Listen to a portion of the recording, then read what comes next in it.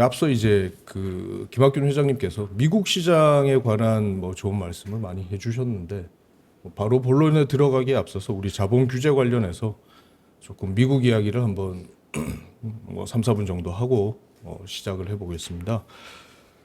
뭐 최근에 한 올 초부터 이제 미국의 이제 사모 뭐 에쿼티는 아니고 사모 신용펀드에서 뭐 이런저런 좀 문제가 있다라는 잡음들이 이제 많이 들려왔었는데요. 뭐 한 약 20년 전으로 저희가 좀 이 시간을 거슬러 올라가 보면 2008년 이제 금융위기 이후에 뭐 은행권에 대한 규제가 굉장히 이제 강화가 됐습니다. 그러면서 미국 은행들이 이제 레버리지드 렌딩을 이제 축소를 많이 하게 됐죠. 신용 등급이 낮은 기업에 대한 뭐 그런 대출들은 사실 수익성은 있지만 이 자기 자본을 많이 잡아먹기 때문에 이 은행들이 조금 뭐 기피하게 되는 그런 현상이 있었고, 이러한 뭐 규제라던가 뭐 뒤에서 말씀 다시 드리겠습니다만 다른 거시적 요인에 의해서 뭐 언론에 이제 우리나라 신문에도 많이 이제 언급됐던 뭐 RS, 아폴로, 블루아울 같은 이 사모 신용펀드들이 이제 다이렉트 렌딩을 많이 하면서 이 은행의 공백, 빈자리를 많이 흡수를 했습니다. 그러면서 한 23년부터 25년까지는 이러한 운용사의 주가도 뭐 50%에서 한 100%까지 많이 올랐었습니다. 뭐 앞서 말씀드린 이런 미국 사모 신용펀드가 갑자기 왜 커졌냐라는 부분은 두 가지 요인이 있는데, 이제 푸시 요인이 있겠죠. 그거는 이제 뭐 규제입니다. 잘 아시겠지만 당시 이제 도드 프랭크법이나 볼커룰 같은 게 이제 강화가 됐고, 레버리지론 가이드라인이라는 게 나오면서 이게 좀 치명타가 됐는데, 뭐 인수금융 같은 그런 고위험 대출에 대해서 에비타 6배를 초과하는 대출이 이제 규제가 됐습니다. 근데 뭐 돈 필요한 사람은 항상 있으니까 이 자리를 이제 펀드들이 메꾼 거고, 한 가지 더 이제 좀 이 시장을 끌어당긴 요인으로는 뭐 08년 이후로 한 21년, 22년 초까지 뭐 미국이나 우리나라나 뭐 유례 없는 저금리 기조가 지속이 이제 되었습니다. 그러다 보니까 뭐 연기금이라던가 이런 공저애들의 대체 투자 수요는 뭐 계속 존재하는데, 상대적으로 고금리인 이런 시장에 돈이 많이 들어갔고, 또 특히 이런 펀드 같은 경우는 뭐 은행에서 신디케이션 해보신 분들은 아시겠지만 굉장히 이제 좀 복잡합니다. 뭐 주간은행이 있고 뭐 이 텀신 만드는데 뭐 이랬다 저랬다 하고 뭐 그러는데, 미국 같은 경우는 이제 우리나라와 달리 이제 세컨더리론 시장이 상당히 이제 발달이 돼 있다 보니까 일단 앞단에서 펀드가 받아서 뒷단에서 셀다운을 하면서 하다 보니까 뭐 P나 이런 스폰서들이 이 딜을 정해진 기간에 딱 완수하기에 좋은 그런 또 뭐 장점이 있었습니다. 금리는 상대적으로 좀 비쌌지만.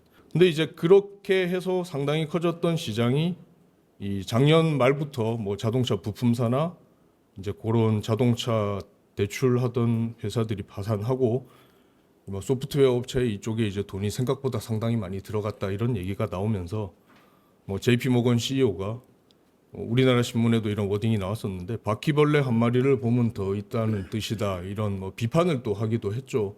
물론 본인은 이제 은행의 CEO로서 뭐 펀드랑 반대되는 입장에 있었고, 당시 뭐 볼커룰에 대해 이제 굉장히 비판적인 입장에 있던 사람이다 보니까 당연히 이제 상대방을 뭐 좀 공격을 했던 것 같긴 합니다.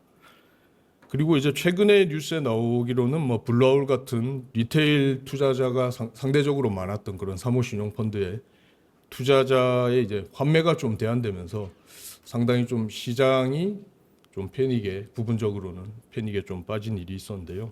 국민성장펀드 시대 이제 우리나라 벤처캐피탈 시사점이랑 자본규제 개선을 얘기하는데 왜 미국 얘기를 하고 있냐, 시작부터.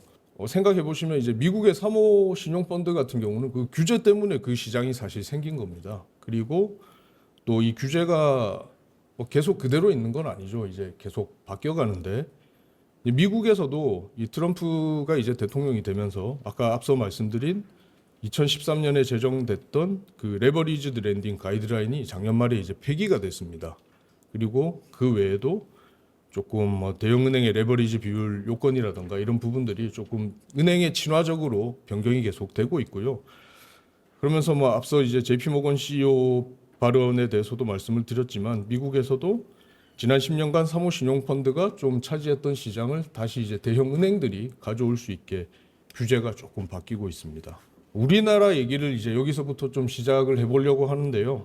우리나라는 은행이 이제 처음부터 이제 이 벤처캐피탈 시장에 제대로 들어온 적이 뭐 사실 없죠.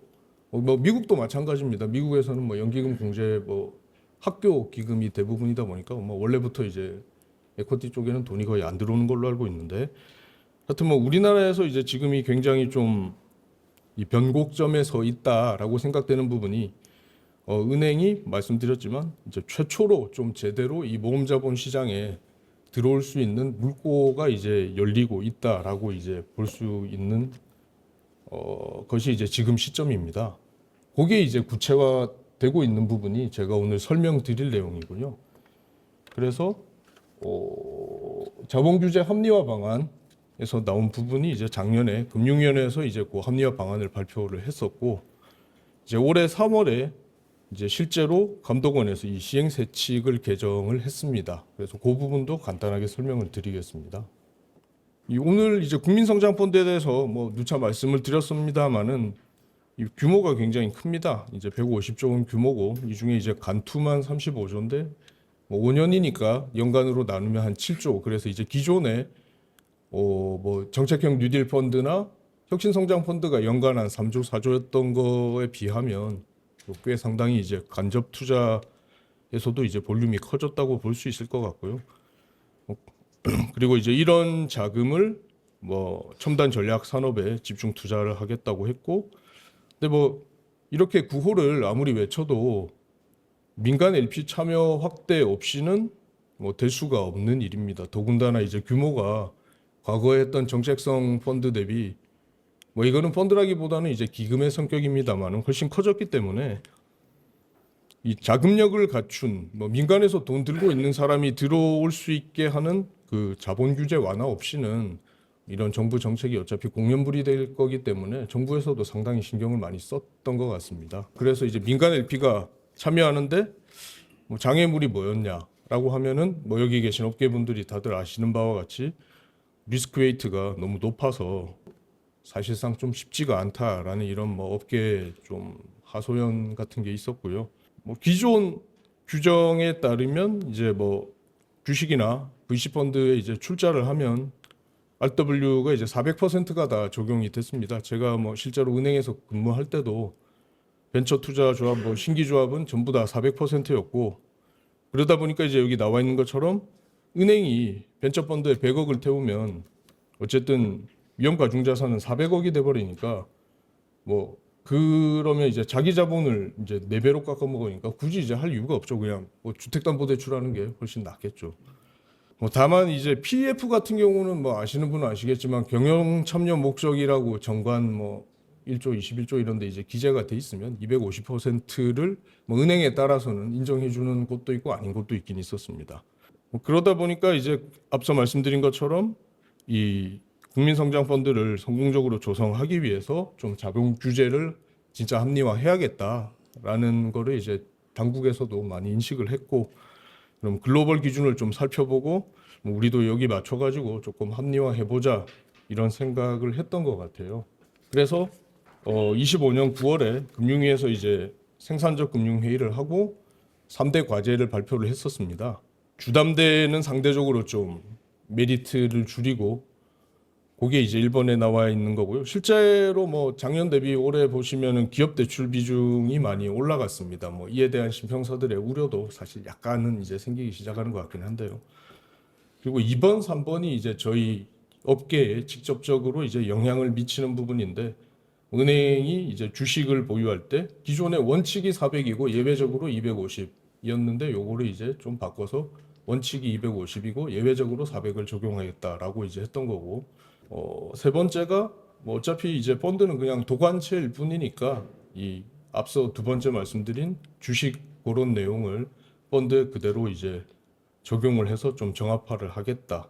그리고 뭐 그밖에 이 RW 100%가 적용되는 게 이제 상당히 중요한데, 이게 사실 기존에는 그 감독원에서 건 바이 건으로 이제 좀 적용을 해 줬었습니다. 저희 회사에서 이제 했던 그 시중은행들이 출자한 중견기업 펀드가 있었는데, 이 부분을 이제 뭐 감독 당국이랑 잘 협의를 해가지고 100% 적용을 받았었고요. 실제로 좀 뭐 자세히 살펴보시면 요거는 뭐 저 요건에 관계 없는 거니까 그냥 간단하게 말씀드리겠습니다. 이 내부등급법 은행이 자체적으로 이제 감독원 승인을 받아서 이제 적용하는 위험가중치에 대해서는 이 아무리 이제 낮게 되더라도 20%는 이제 적용하는 걸로 이제 디메리트를 줬었고요. 주식 보유 관련해서 이 바젤 기준보다 사실은 우리나라에서 조금 더 이 보수적으로 이제 적용을 하고 있었던 부분을 이제 바젤 기준에 준해서 좀 하는 걸로 추진을 했었습니다. 그래서 이제 오른쪽에 개선 방안을 보시면 원칙을 250%로 하는 걸로 이제 좀 개정을 했고요.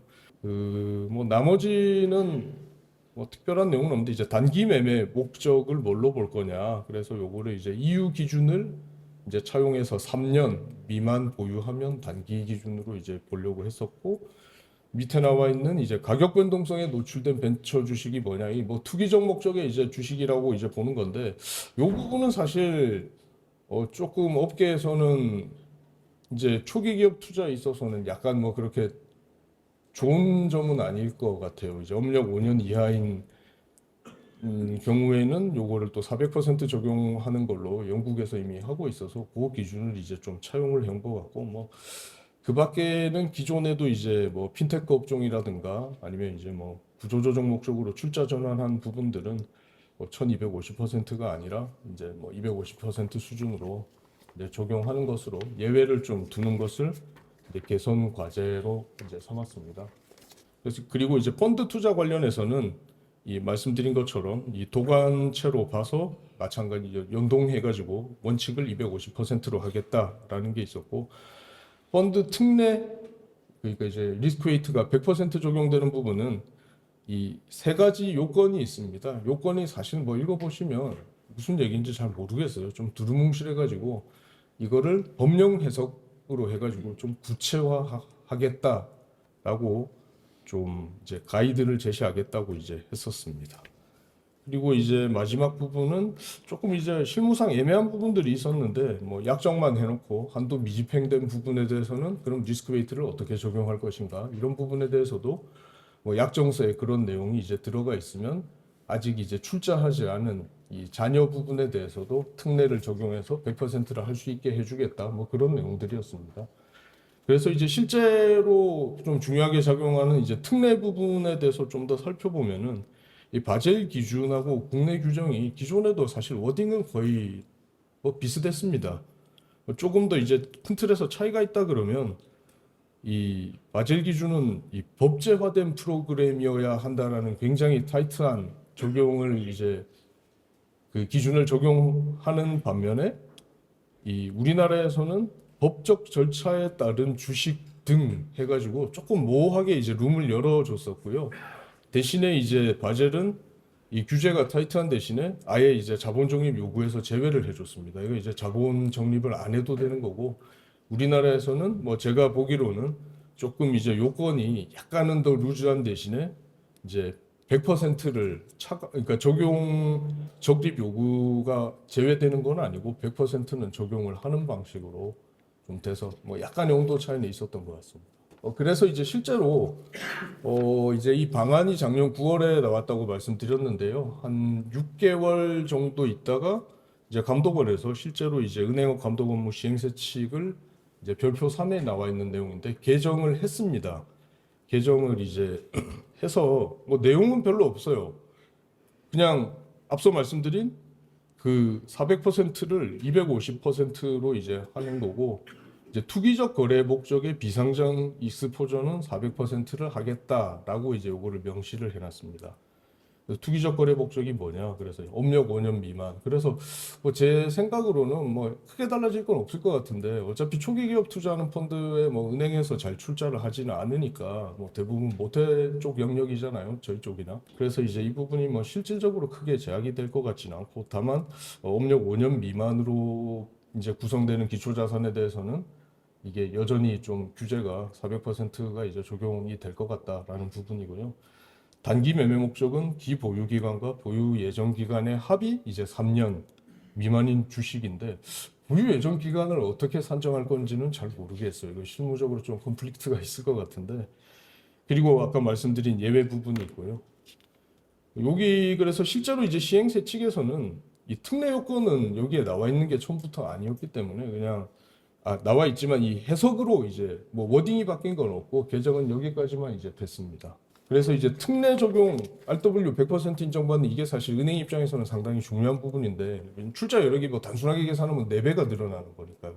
이 부분은 이제 법령 해석을 이제 감독원에서 같은 날 발표를 했습니다. 그래서 이제 그러면 특정 경제 분야 지원 목적 법적 절차 아까 말씀드린 이 되게 애매모호한 법적 절차가 뭐냐 이게 이제 좀 이슈가 되는데 그냥 간단하게 말씀드리면 그냥 정부에서 보도 자료를 내면은 되는 걸로 굉장히 좀 완화된 기준을 적용했고요. 그러다 보니까 대부분의 이제 정책 펀드는 이제 100% 적용을 물론 이제 세 가지 요건을 동시에 충족을 해야겠죠. 그리고 이 세 가지 요건이 이제 여기 첫 페이지에 나와 있는 세 가지 내용인데, 그럼 정부 감독 방식이라는 게 뭐냐? 그럼 정부가 직접 해야 되냐? 그런 거는 아니고, 정부가 직접 또는 운용사, 투자 참여 주체, 이거 아마 LP를 얘기하는 거겠죠. 그래서 LP를 통해서 뭐 정기적으로 점검하면 뭐 KDB나 성장금융 뭐 이런 재정모 펀드 이런 거를 아마 얘기하는 것 같습니다. 그래서 그런 거 통해서 정부에서 정기적으로 점검하면은 정부의 감독하에 운영되는 걸로 봐주겠다. 그래서 뭐 보통 재정 뭐 펀드들 보면 매년 이제 성과 평가 같은 거 보고 다 이것도 다 이제 그 정부에 제출을 하는 걸로 알고 있거든요. KDB 통해서 그런 부분도 다 감독을 하고 있는 걸로 아마 인정을 할 것 같습니다. 그럼 투자금액 보조 주체는 그럼 정부만 되는 거냐? 그건 아니고 정부도 되고 지자체도 되고 위험 가중치가 0인 공공기관. 그래서 저는 사실 IBK가 되게 좀 애매했거든요. IBK는 정부가 100% 지분을 들고 있는 곳도 아니고 심지어 이제 상장이 돼 있는 회사잖아요. 그래서 사실 이거는 좀 이 소액주주하고는 좀 컨플릭트가 있을 수도 있을 것 같다는 생각은 사실 했었는데 이 기업은행까지 다 포함이 되는 걸로 명시가 돼 있습니다. 첫 번째 질문에 이제 보시면. 그래서 이제 실무적으로는 이 정부 보조 방법과 정도가 이제 사실 좀 중요한 부분인데 여기 계신 분들보다는 이거는 이제 은행에서 출자 업무 담당하시는 부분이 어떻게 보면은 분들이 조금 더 이제 관심이 있으실 부분일 수는 있을 것 같아요. 그래서 동순위는 20% 이상, 이제 후순위는 7.4% 이상을 이제 깔아주면은 요거는 이제 그 정부에 이제 상당한 보조가 있다라고 이제 봐주는 건데, 근데 이게 이제 뭐 20%라던가 7.4%라는 게 제가 뭐 바젤 원문을 찾아봐도 안 나와 있어요. 이거 나와 있는 거는 아닌 것 같고, 제가 생각하기로는 이거는 이제 그 좀 각국의 규제 당국에서 이런 정량적인 부분은 뭐 얼마나 해주면 상당한 보조냐라는 거를 판단하도록 하는 것 같은데, 직관적으로 계산을 해보시면은 이 100억 중에 동순이 20억을 태웠다라고 하면은 이제 뭐 보조를 주는 사람은 똑같이 400% 적용을 받을 테니까 뭐 20억에 400% 하면 80억이잖아요. 보조 받는 사람은 100%만 이제 적용을 받으니까 80억이고, 그래서 80억 80억이 이제 똑같고, 만약에 이제 후순위로 7.4억을 이제 보조를 받았다 그러면 보조를 해주는 사람이 7.4억이니까 후순위는 자본 차감이니까 이제 RW가 1250%를 곱해줘야 되는데 곱하기를 하면 대충 92.5억 정도 나옵니다. 그러면 나머지 7.4억을 뺀 선순위 출자자가 100억에서 7.4억을 빼면 92.6억이잖아요. 그래서 이걸로 유추해 봤을 때 이 상당한 보조라는 거에 이 계량적인 근거는 보조를 해주는 사람하고 보조를 받는 사람이 동일한 수준으로 이 균등 분담을 하면은 상당한 보조를 해주는 걸로 보는 것 같습니다. 뭐 공식적으로 어디서 얘기해 준 건 없어요. 근데 역산을 이제 해보면 그렇다라는 거고요. 이게 이제 제가 이제 조금 좋게 말하면은 굉장히 많은 이 정부 지원에 대해서 이런 이제 페이버를 주는 거고, 이제 조금 다만 이제 리스크 측면에서 보면 이 위험이 어디로 간 건 아니잖아요, 사실. 어디로 간 건 아니거든요. 이게 이제 여기서도 이제 뭐 동순위나 선후순위 구조 트렌칭을 말씀을 드렸지만, 뭐 저희가 일반적으로 생각하는 유동화 구조에서는 선중 후순위 트렌칭을 하면은 위험의 총량은 같지만 리스크 리턴 선호에 따라서 사실은 선순위 투자자, 중순위 투자자, 후순위 투자자의 가져가는 위험의 각자의 양은 다르지만 총량은 이제 그대로 유지가 되는데 이거 같은 경우는 그냥 위험이 안 보이게 살짝 치워놓은 것 같은 느낌이에요. 그냥 이 정부라던가 그 밖의 주체가 보조를 해주면 그냥 네 위험을 줄여줄게. 사실 위험이 어디로 간 건 아니에요. 출자자 입장에서는 그냥 숫자상으로 장부상의 이 위험을 줄여주는 거지. 그래서 이건 뭐 개인적인 생각이긴 한데 그래서 이제 자본 규제가 오늘 주제잖아요. 자본 규제 효율성이 이제 제고는 되지만 이 위험의 가시성이 좀 저하되는 이 트레이드 오프 관계는 있는 것 같다. 근데 이제 전자가 더 중요하다는 정책적 판단 하에 뭐 워낙 이제 안 하니까요. 주택담보대출만 하고 이쪽에 워낙 안 하니까 이러한 이제 판단을 이제 하신 것 같고 뭐 굳이 제가 이제 좀 첨언을 드리자면 이런 사실 정책 지원에 대해서 이제 이 뭐 저희도 마찬가지고 운용하는 이 주체도 이런 지원에 대한 좀 사명감이라든가 자부심을 가지고 운영을 하면 더 좋겠다라는 생각도 한번 해봤습니다. 그 제가 모두의 이제 PF 같은 경우는 경영 참여 목적인 게 이제 정관에 명시가 돼 있으면은 이제 실제로 250% 적용을 하고 있다고 말씀드렸는데 지금 이제 약정서상 투자 대상을 특례 적용, 그러니까 100%가 적용되는 주식으로 제한을 하면은 이 약정서 기반으로도 전체 이제 한도까지 다 100%를 인정해 주겠다는 내용이기 때문에 향후에 뭐 로펌이나 이런 데서 이런 거 작업을 할 때 이런 부분이 이제 다 요건에 맞게 들어가 있다 그러면 뭐 RW가 100% 적용되는 펀드로 인정받을 수도 있을 것 같습니다. 이 부분은 근데 뭐 아직 구체적으로 뭐 아직 사례가 나와 있는 부분은 아니고 업계에서 이런 부분들이 하나씩 선례가 생기면 좀 정리가 될 걸로 예상이 됩니다. 그래서 뭐 오늘 결론적으로 벤처 캐피탈 관점에서는 뭐 자본 규제가 바뀌는데 뭐 그래서 뭐 어떻게 하면 되겠냐라는 내용인데요. 그래서 이제 뭐 한 세 가지 정도 제가 이제 좀 말씀을 드리려고 하는데요.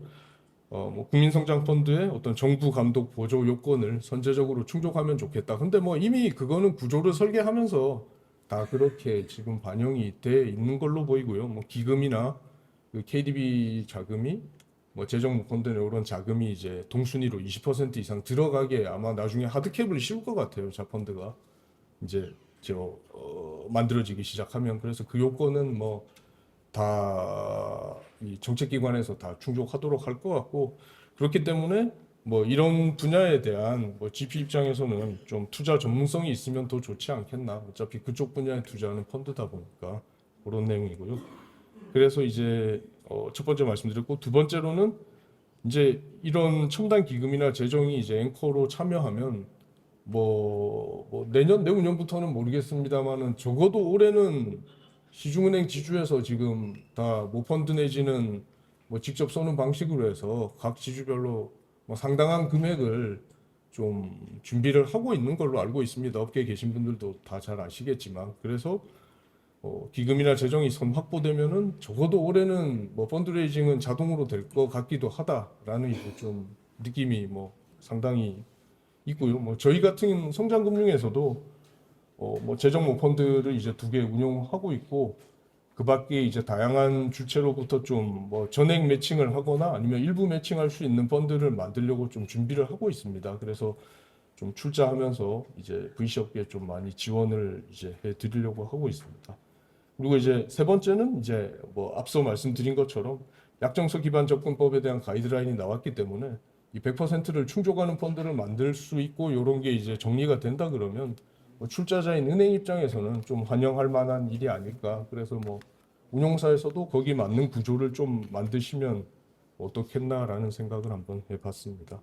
뭐 처음에 이제 미국 얘기를 하다가 이제 뭐 디테일한 수십 가지 제가 설명드려가지고 뭐 짧은 시간에 너무 좀 큰 부분에서 작은 부분, 디테일한 부분까지 말씀드려서 조금 뭐 정신이 없으실 수도 있을 것 같은데요.